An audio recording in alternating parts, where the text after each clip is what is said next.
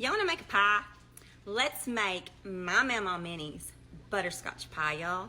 This recipe is over 100 years old and it is absolutely delicious. Delicious. First thing you're gonna do is you're gonna preheat your oven to 400, and I'm using a refrigerated pie shell. I put it in my pie pan. You know, I use the fork method. I go around it and I barely poke holes in the middle of it with a fork, but I do not go all the way through. We're gonna put this in a 400-degree oven for all right, let's make the filling, y'all. I've got a stick of butter, real butter. That's all I'm gonna say. I'm gonna put it in my pan. If I can get it open, because it is cold. How's everybody's Thursday, y'all? Mine is fantastic. I've done nothing but clean and cook all day. Dropping my butter in my pan, y'all. To that, I'm gonna add 2.5 cups of milk. I'm using 2%. You use what you want, I don't care. 1, 2.5. I do not have my heat on yet, y'all. To that, I'm gonna add 1.5 cups of packed light brown sugar. And I'm just gonna put it in my cup like so. This is what makes your butterscotch. So there's 1.5.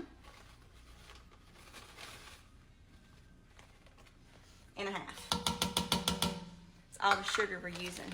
And we're gonna add 1/2 cup of white lily self-rising flour. I'm just gonna use the same measuring cup because that's who I am. There. 1/2 cup self-rising white lily flour. Then, let me grab me a bowl. We're gonna add 3 eggs, but we're only gonna keep the yolks. I'm gonna put the whites in a bowl for the meringue. Y'all can see me or not. And I just kind of flip it back and forth, just like that. If I can get the white out. There we go. 1. That'll make your pudding nice and rich and thick. Broke that one. I have to use my hand. Sometimes you just got to do it like that and drop it. 1 more. I love butterscotch pie, and I've not had one in a long time. Long time. Let me wipe my hands off real quick. Okay, I'm going to put my heat on medium-high, and I'm just going to stir this up really good. This is kind of like how I make my homemade banana pudding custard, and also very similar to the coconut cream pie and chocolate pie. Just a little bit different because you're using brown sugar. And like I said, that's what gives you your butterscotch flavor. So let's do this one more time.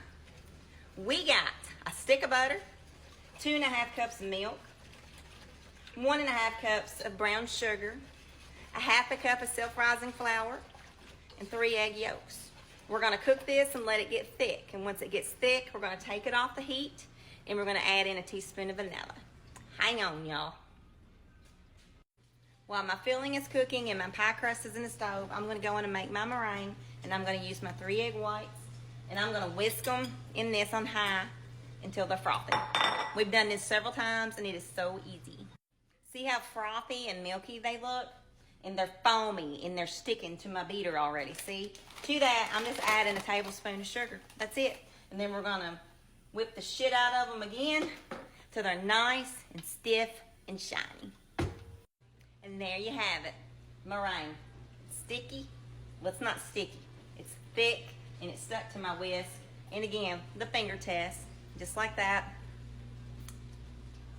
And you gotta look at your finger. Delicious. Now, let's check our filling. My butter's melted, everything's incorporated. This is what it's looking like so far. And we're just gonna sit here and we're gonna let it cook for about 10-15 minutes, stirring almost constantly because you don't want it to stick or to scorch.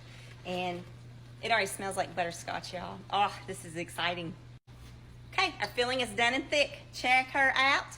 We're gonna add in a teaspoon of vanilla. I don't measure, we know this.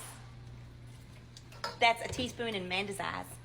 And I'm gonna mix it up really good, just like so. Oh, and my goodness, I'm gonna have to save some in the pan just to lick it. See how pretty and shiny and thick that is? Homemade butterscotch pie filling. And no box was harmed in this because I don't believe in box puddings. You gotta make this shit, y'all. Let me get my pie crust out of the oven. Our pie crust is done. I'm gonna put my filling in there and then I'm gonna put meringue on top. But let me tell you something. Y'all know Matt's picky. He don't like meringue. So I'm doing half meringue, half without meringue. Just to make him happy because he loves butterscotch too. All right, let's pour this amazing butterscotch pie filling in our pie crust. And like I said, I'm leaving me about a spoonful in here because I gotta try it. We're gonna smooth it out so it's a perfect fit. Perfect fit. All right, I've got my oven on broil because when I put my meringue on here, we're gonna toast it up. Let me grab it. Okay, here comes my meringue. Things we do for our husbands, y'all, I swear. Half meringue, half without meringue. I don't even know if I'm gonna make this one pretty. I'm just gonna plop it on here, smooth it out, and broil it for a minute. Mason loves meringue.